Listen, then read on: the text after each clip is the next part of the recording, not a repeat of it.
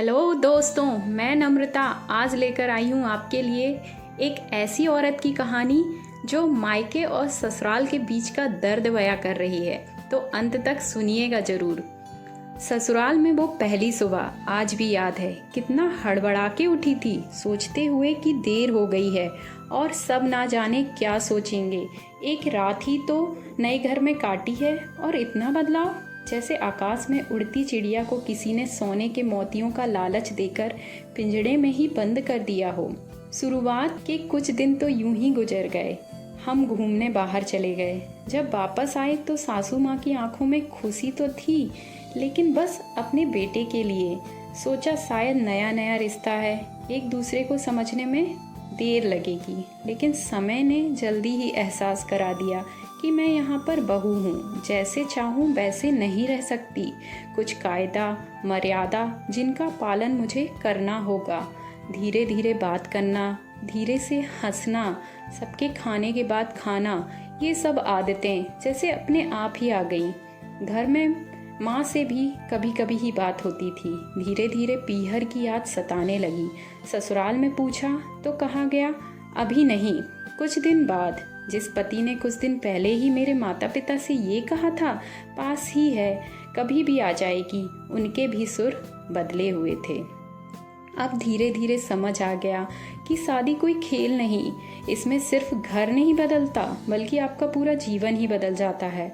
आप कभी भी उठ के अपने पीहर नहीं जा सकते, यहाँ तक कि कभी याद आए तो आपके पीहर वाले भी बिना पूछे नहीं आ सकते। पीहर का वो अल्हड़पन, वो बेबाक हंसना, वो झूठे मुंह रसोई में कुछ भी छू लेना, जब मन चाहे तब उठना, सोना, नहाना, सब बस अब यादें ही रह जाती हैं। अब मुझे समझ आने लगा था कि क्यों विदाई के समय सब मुझे गले लगाकर रो रहे थे।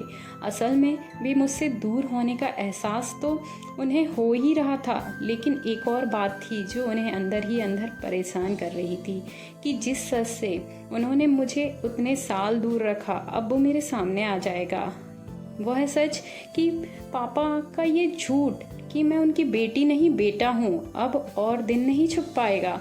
उनकी सबसे बड़ी चिंता ये थी कि अब उनका ये बेटा, जिसे कभी बेटी होने का एहसास ही नहीं कराया, जीवन के इतने बड़े सच को कैसे स्वीकार करेगा। माँ को चिंता थी कि उनकी बेटी ने कभी एक गिलास पानी नहीं उठाया, इतने बड़े परिवार की जिम्मेदारी कैसे उठाएगी। सब इस विदाई को मेरे पराये होने का मर्म जानते थे, सिवाय मेरे। इसलिए सब ऐसे रो रहे थे जैसे मैं डोली में नहीं अर्थी में जा रही हूँ। आज मुझे समझ आया कि उनका रोना गलत नहीं था, हमारे समाज का नियम ही है ये। एक बार बेटी डोली में विदा हुई तो फिर वो बस मेहमान ही होती है घर की। फिर कोई चाहे कितना ही क्यों ना कह ले कि ये घर आज भी उसका है, सच तो ये है कि अब वो कभी भी यूं ही अपने उस घर जिसे मायका कहते हैं नहीं आ सकती। हजारों समस्याओं और परेशानी आने पर भी उसी को हल करना है हंसते हुए। क्या यह तपस्या से कम नहीं? अनजान जगह को सुधार कर अच्छा बनाने का काम करना। इस बारे में आपकी क्या राय है, ज़रूर कमेंट करके बताएं और वीडियो को लाइक और शेयर करना ना भूलें। Thank you.